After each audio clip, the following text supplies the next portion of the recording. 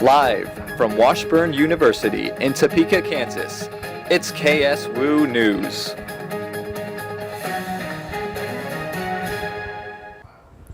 Hello everyone and welcome to KSWU News. I'm Sarah Sewell. And I'm Carly Willis.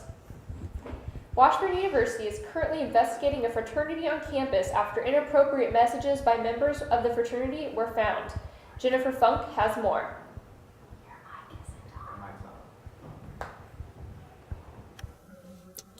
Last Wednesday, a Washburn fraternity was put on suspension by their national chapter.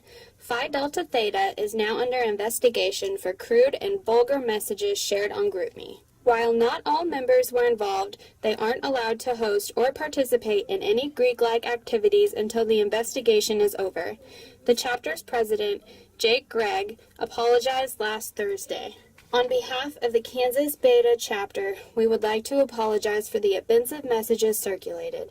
They in no way, shape, or form represent the values of Phi Delta Theta or the men of Kansas Beta as a whole. Members have been meeting frequently and fully cooperating in the investigation.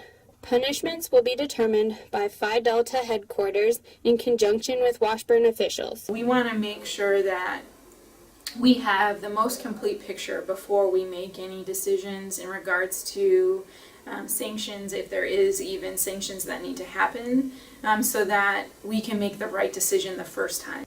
If this incident is determined to have violated the code of conduct bad enough, those involved could potentially be expelled from Washburn. After many attempts to speak with the student body, only one student was willing to give his opinion on the incident. I mean, it doesn't really reflect well on anybody or any organization, but I'm not necessarily too surprised. I mean, when people are joking when they're by themselves, they tend to say a lot of things that they don't think anyone's paying attention to, so I imagine it happens pretty constantly across everywhere, just they don't get caught. Yeah. And that's really what it seemed like the big problem was, they got caught. This is Jennifer Funk reporting for KSWU News. The investigation is ongoing, so no official decisions have yet been made. The Topeka Zoo welcomed a new member to its zoo. Abby arrived at the Topeka Zoo Tuesday night and is still getting adjusted to the new environment. Abby is a 2-year-old female reticulated giraffe. She was transferred from the Albuquerque Zoo as part of the Species Survival Program. Abby will stay near the current giraffe herd until she is cleared by several medical tests, and then she will be allowed to join the other 3 giraffes currently at the zoo. Zoo Director Brendan Wiley said if all goes well, guests may be able to see Abby in person by this weekend. There's no link between autism and the vaccine for measles, mumps, and rubella. That's according to a new study published in the Journal of the American Medical Association. Researchers studied more than 95,000 children over 11 years. They found no evidence suggesting that MMR vaccines are linked to autism. The work was funded by the National Institute of Mental Health, National Institutes of Health, and the U.S. Department of Health and Human Services. An organization on campus is raising awareness for the incarceration rate across America. Brian Cervantes has more details. The Young Americans for Liberty was outside the Memorial Union to raise awareness for the incarceration rate in America, and an astounding 93% of them are for nonviolent offenses. Since the 1980s, the federal prison population in the U.S. has increased by 800%. On average, it costs $29,000 to keep one person in federal prison for 1 year. One of the event organizers, Brian Ashley, explains what this event promotes. This is the Incarceration Nation event. The whole point is to promote the awareness of the problems with the prison industrial complex, how that it creates unnecessary laws that make even the most law-abiding citizen a criminal. As students were coming by the event table, the organizers would ask them questions such as, have you ever had a drink under the age of 21? Have you ever done any drugs or known someone who has? If a student answered yes, then by definition they would be considered a criminal with the way the laws are now. The event organizers shared a story about their friends and some stories that have been in the media about people being arrested for nonviolent crimes. Matthew Becker, another event organizer, wanted to make one point clear that shocked many students. We have only 5% of the world's population, yet we have 25% of the incarcerated population worldwide.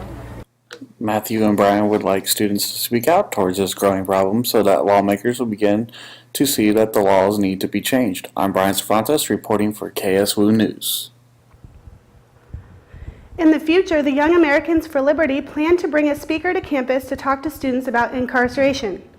When we come back, one Washburn adjunct shares his professional experience with students. No more. It's none of my business. No more. I'm sure they'll work it out. No more. It only happened once. No more. He said he was sorry. No more. Why doesn't she just leave?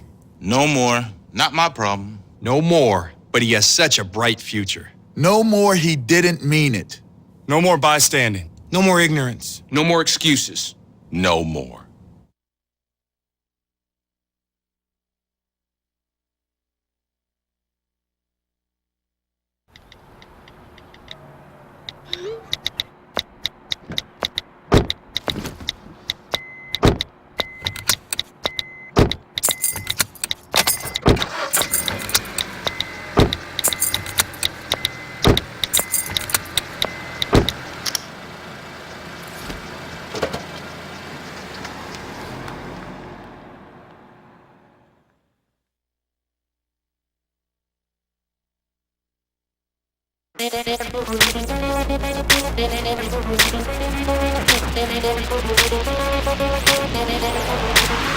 Don't make me throw it down.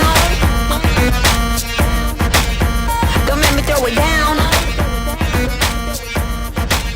Get down. Don't make me throw it down. Don't make me throw it down. Get down. The inherent right to work is one of the elemental privileges of a free people. Endowed, as our nation is, with abundant physical resources, and inspired as it should be to make those resources and opportunities available for the enjoyment of all, we approach re-employment with the real hope of finding a better answer than we have now. Donate to Goodwill, where your donations help fund job placement and training for people in your community.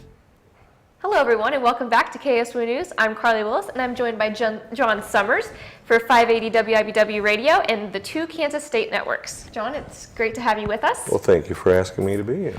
So, can you tell us a little bit about what age you knew what you wanted to do in life? Oh, that's easy. My folks listen to radio more than they watch TV, so I basically knew at 6.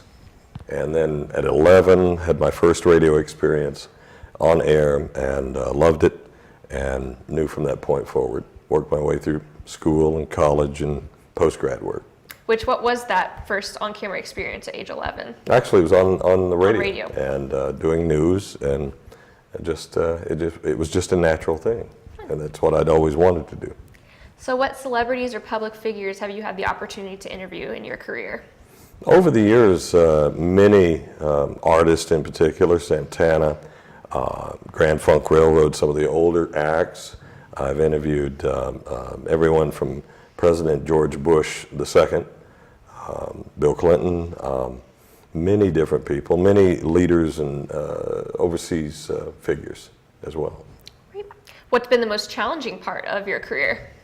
Trying to keep up with the ever-changing atmosphere of the business, going from the analog age into what's called today's digital age was the biggest challenge, and that was really something that was, it took time to advance to and get involved with. So what in your career made you decide to start teaching here at Washburn as an adjunct teacher? Well, I've taught at 2 other universities in my experience before, and I love working with students. And so when I came here to Topeka, it was just natural to reach out, and I wanted to be involved in the collegiate atmosphere. If you're just now joining us, I'm Carly Willis, joined with John Summers, who is the news director for 580 WIBW and the 2 Kansas State networks. John, what classes have you taught at Washburn, and what classes do you want to create? Well, I taught my first semester, the past semester, Intro to Mass Media for the freshman level, and then this semester I'm teaching a class that I created called Radio Production Technique. I would like to introduce another class called Broadcasting Before and Beyond, and look at the concepts of all the way back into the past, and to see how communication developed among societies and different groups, and then what led up to today's modern era of communication, broadcasting in particular. What is one thing you want students to take away from your classes? To learn to adapt. That is most vital in this fast and ever-changing world, especially with the advancement of technology. We must know where we're at and what we're about to do. So we have to be ever looking forward. And on that note, do you have any advice besides adaptation for people who are choosing to pursue the same career as you? Well, as I expressed to my students, I try to get across to them that unlike other majors, the media major is one of the most wonderful studies that a person can be involved in, because whereas you may take history, English, mathematics, and I'm not knocking these topics, of course, but you're basically focused on that one item. But in media, you absorb everything. Every topic becomes a part of your interest in your world. And that is what makes you a communication specialist, being able to throw that back to the world and give it back as you've absorbed it over the years. Well, we will definitely try and remember that. Thank you, everyone, for joining us. And thank you so much, John, for joining us here at KSWU News. Thank you. We'll be back after this.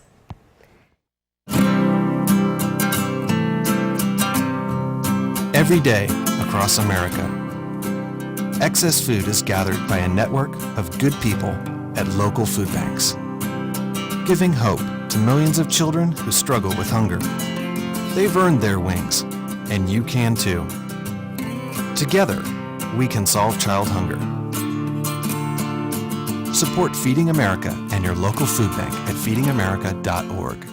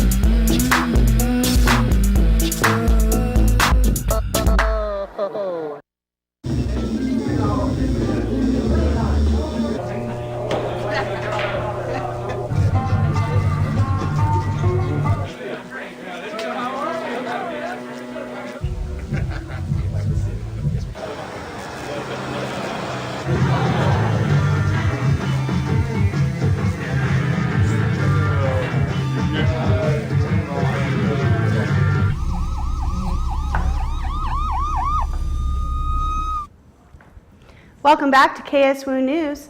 Different departments at Washburn are raising awareness about sexual assault in honor of the month of April. Jeremy Finistad reports. On Tuesday, 4 organizations worked together to sponsor a special screening of The Hunting Ground. The Hunting Ground is a documentary exposing the nation's problem with sexual assaults on college campuses, their institutional cover-ups, and the devastating tolls they take on students and their families. The event took place in Henderson Learning Center in efforts to raise awareness for sexual assaults. With a problem that plagues the nation, awareness is the answer. We brought it to Washburn's campus because it's about rape culture on campuses, and it's Sexual Assault Awareness Month right now. Jericho Hockett, a professor at Washburn University, hopes to create a climate in which people are not afraid to talk about sexual assault and seek help if needed. Some statistics suggest that at a university about the size of Washburn, around 2.8% of women may be raped in a given semester. So I think these kinds of events are absolutely necessary because they're going to be able to inform us what are the laws and policies, what are the procedures that are followed in the event that sexual assaults occur, where do we go? Who are our resources? Who are the people that we can talk to and who can get us to the support that we need should this occur to somebody? More events this month are scheduled to help support and raise awareness for sexual assault and its victims. A tree planting dedication on Arbor Day, which is going to be dedicated to victims and survivors of sexual abuse and domestic violence. This is Jeremy Finistad reporting for KSWU News. More than 30 students attended the film screening. Grown-ups appear to be returning to a childhood favorite activity to relax. Adult coloring books are among Amazon's top 10 sellers, with themes ranging from nature and animals to classic paintings. The titles are being marketed to stressed-out adults who want to benefit from the quiet zen that a coloring session can bring. One art therapist, who has published several coloring books, says coloring can lift the mood, reduce anxiety, and relieve stress. As to why more adults are investing in crayons and coloring books for themselves, it may have something to do with easy online access and the desire to unplug. In honor of Earth Day, Washburn has many ways for students to learn how to help the environment. Sarah Sewell has more. In light of Earth Week, the Washburn campus group, the Ecobots, has set up a plant sale in Stauffer. For a small donation, you can pick up a plant grown right here on campus. Proceeds go to the community garden here at Washburn, where students grow vegetables, herbs, and other small plants. The garden is open to the community and helps make our campus and planet a better place. Plant sale is set up all week, so today is the first day. Today is Monday, April 20th, and then it's going to be, the last day is going to be on Friday, the 25th. We have a garden pretty much set up all summer, which is going to help the union, but you can, I believe that you can take some home. It's good for your health, you know, you don't have to worry about pesticides, which, you know, it's just homegrown food, you know, how you grow it, you produce it yourself and then you enjoy it. To help celebrate Earth Week, students and community members are asked to unplug devices that are not in use, turn off lights when leaving rooms, and to carpool or ride bikes to conserve energy. With the new Metro bikes on campus, this will be easier than ever. Involved in a very general sense, I would say keep the earth in mind. You know, recycle when you can, try to carpool and walk and ride a bike, and just think about the amount of pollution that you are personally responsible for, and any amount that you can reduce that is wonderful. There is a documentary showing this Friday from 7 to 9 in Stauffer 007 that explains ways in which we can help preserve our earth. It explores how we're currently getting our energy, which is very dirty and polluting, and ways in which we can clean up our energy supply. Students are encouraged to get outside and enjoy Earth Day 2015. I'm Sarah Sewell reporting for KSWU News. Washburn has activities going on throughout the week to celebrate the 45th anniversary of Earth Day. Coming up, we will talk to the director of Apeiron. Stay tuned. All the preparation, the training, it all comes down to this. To be a winning team, you have to work like a winning team. We have a job to do out here today. Some people think it's about muscle, but it's really about heart. A lot of heart. My team depends on me. And my team is 50,000 strong. Looks like a lot of work's going into this.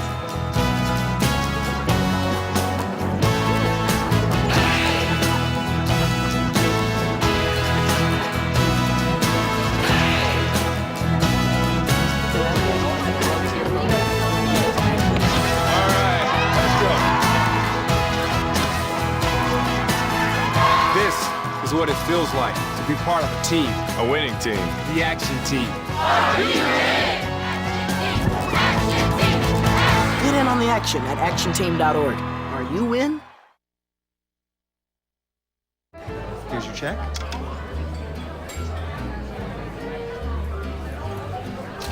Oh, you got it. You know, since I got rid of my car, I really enjoy walking. Okay. Got it. No.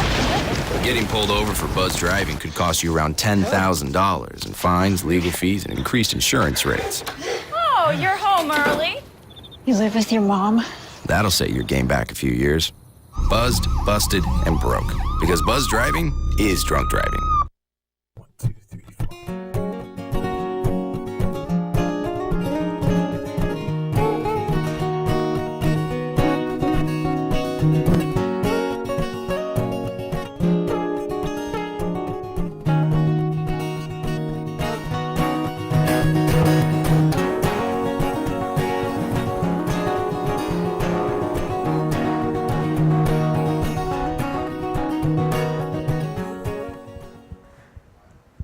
Hello and welcome back to KSWU News. I'm Sarah Sewell and I'm here with Dr. Michael McGuire, who's a psychology professor here at Washburn. He's also working for the honors program here at Washburn. Thanks for being here with us today. Thank you for having me. So for those who don't know much about Apeiron, can you tell us a little bit about what it does? Yes, so Apron is a venue for students to showcase work that they've been doing in and out of the classroom, working with faculty members or faculty mentors. It began back in spring of 2003, so I believe this will be our 13th year doing this. Yeah. All right, so how many students participate in these events? Well, this year, actually, I brought some numbers on that. This year we have, approximately 86 poster presentations, 86 poster presentations. In total, 113 presentations compared to 58 presentations from last year. That's a lot of applicants. Yes, yeah, 23 oral presentations, and then we have some fine arts presentations as well. All right, so when is this event being held? Well, let's see here, we have this on this Friday, and students are encouraged, those that are participating, especially those that are going to provide poster presentations to set up their posters at 10:30. We do have, 10 to noon, 10:30 a.m. to noon, we have fine arts performance session in the Carroll Chapel. 12 to 1 is the official welcoming, and there will be a last lecture by Dr. Bill Roach, former professor in the School of Business. We have oral presentation session from 1 to 2:50 p.m. in Henderson, and then from 3 to 5 p.m. we'll have poster sessions and a reception in the Washburn A Memorial Union. All right, well that sounds like a really busy day there. Yes. What do students gain from participating in this? Well, there's a lot of things that I see that they gain, but primarily the experience. This is a place for them to showcase what they have done and accomplished. A lot of these projects may have taken over a year to complete. This is a way to apply their scholarship into other areas. So they'll use this as a potential for putting on their resumes, their vitas if they're applying to graduate school, as well as just sharing information with their peers, with other faculty members, as well as community members and their family. Their family and friends are welcome to this. The community is welcome to this event. So it's just a great event to showcase what they've done. Well, I'm glad a lot of students are taking advantage of that opportunity. I was wondering, are there any new or out of the ordinary presentations that that are coming this year? Well, this will be the first year that we have combined Apron with Day of Transformation. Day of Transformation in the past always occurred on a day in spring and a day in fall. And given the sort of overlap of Day of Transformation and Apron, they decided to combine the two because it's fitting. Day of Transformation would be a day where students would showcase their Washburn transformational experiences, and those fell into 4 categories: leadership, international travel, scholarly and creative experiences, as well as community service. So we will be hearing from a variety of experiences associated with those categories, in addition to scholarly and creative performances that we normally would hear about at Apron. So that kind of accounts for the influx of students joining? Yes, absolutely. All right. Well, for those of you just now joining us, I'm Sarah Sewell with KSWU News, and I'm here with Dr. Michael McGuire, who's a professor for psychology here at Washburn and is also the director of the honors program. So we were just talking about the different presentations and what we can kind of expect with the joining of the WTE. How do students sign up to present? There typically is a call out. Well, first, faculty that are involved with WTE or have experience with Apron, they will receive notification about when the deadlines are for students to submit abstracts. And then once students submit the abstracts, we put together the program. I'm also a member of the Apron committee that goes into the planning. Specifically, I help out with publicity for Apron. All right, so we plan on having Dr. Bill Roach speak, and I hear that that's kind of a tradition to have a retired professor kind of come back. Do you know what he's going to speak about? Yes, he's going to talk about teachers that have had a strong impact on him. In fact, let's see here, his last lecture is entitled "Teachers Who Made a Difference in My Life." And let's see here, he began here at Washburn back in the early 80s and retired in 2014. So this presentation is referred to as the last lecture, and we've always had, well, I shouldn't say always, but we started a tradition where there has been a last lecture, and typically retired faculty share some pearls of wisdom, and I'm looking forward to his, given the nature of the talk of having to do with teaching. I'm hoping I'll get some pointers from what he has learned. He's been here so long, so that's awesome. So I've heard that there's 86 poster presentations. Do they have a certain way they're going to handle that, or? Yes, so this is a huge number. Last year we only had 40 poster presentations. This year we have 86, and they're all going to be displayed in Washburn A. Now what they're going to do though this year, which is different in past, is they're going to have all the odd numbers go from 3 to 4, and all the even numbered presenters go from 4 to 5. Well, I'm glad they came up with a way to organize that. Lastly, can you remind us of the date for Friday? Yes, this Friday, April 24th, and we are set, registration begins at 10 a.m. We have fine arts beginning at 10:30, welcome at noon. Oral presentations begin at 1, and the poster sessions begin at 3 o'clock. All right. Well, thank you for being here with us. I hope that people can go out and support the students participating. We'll be back after this. I believe that home is where your pet is. And that loving an animal means never giving up on them, never letting them go. I believe that when you spay or neuter your pets, you help decrease the number of homeless animals. Because every dog and cat deserves a place to call home. I believe that I found my best friend at a shelter. And you can too. We believe that together with Best Friends Animal Society, we can bring about a time when there are no more homeless pets. Visit ambassadors.bestfriends.org.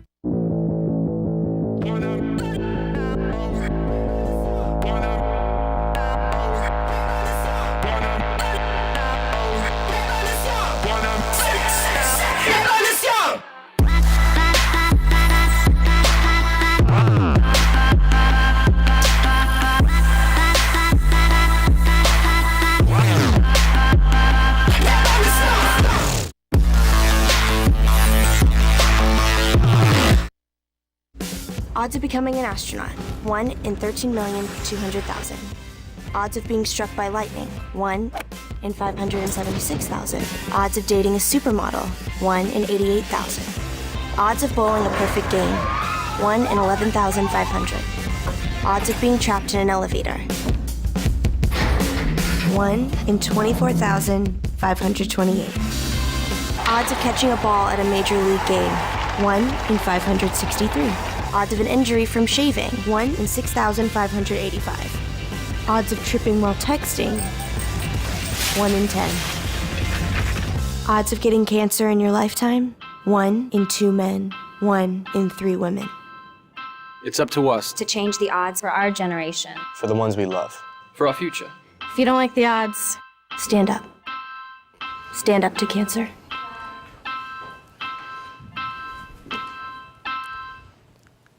Welcome back to KSWU News. I'm Trevor Nettleman. The Washburn softball team will wrap up the regular season this weekend with a doubleheader Thursday at Missouri Western and their final doubleheader on Sunday at Northwest Missouri State. Saturday's scheduled doubleheader with the Bearcats has been moved to Sunday starting at 1 p.m. in Maryville. The Ichabods are coming off a 2-2 week splitting doubleheaders at Wayne State and Central Oklahoma. The Ichabods are 13-9 and are in a 3-way tie for 5th in the conference standings. Central Missouri is the team at the top of the standings going into this week. The top 8 teams in the final MIAA standings qualify for the conference tournament. The tournament starts Saturday, April 30th in Kansas City. Forecasted weather in the area has forced an adjustment of this weekend's Washburn baseball series schedule against Nebraska Kearney at Fowley Field. Washburn and the Lopers will now play a doubleheader on Thursday starting at 3. Both games are scheduled as 7-inning contests.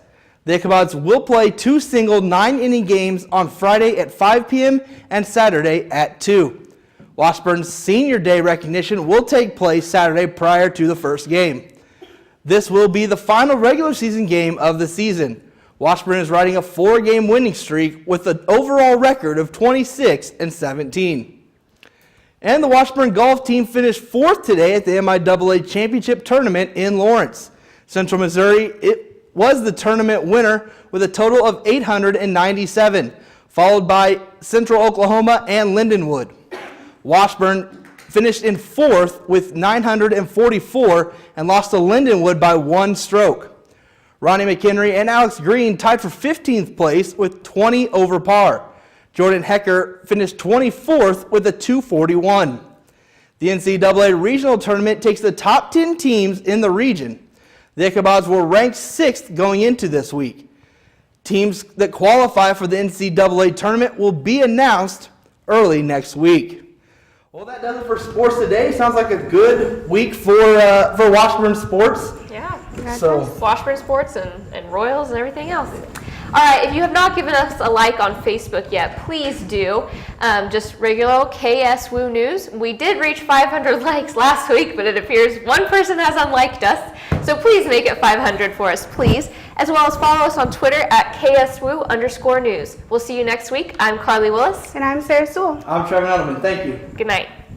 Gosh!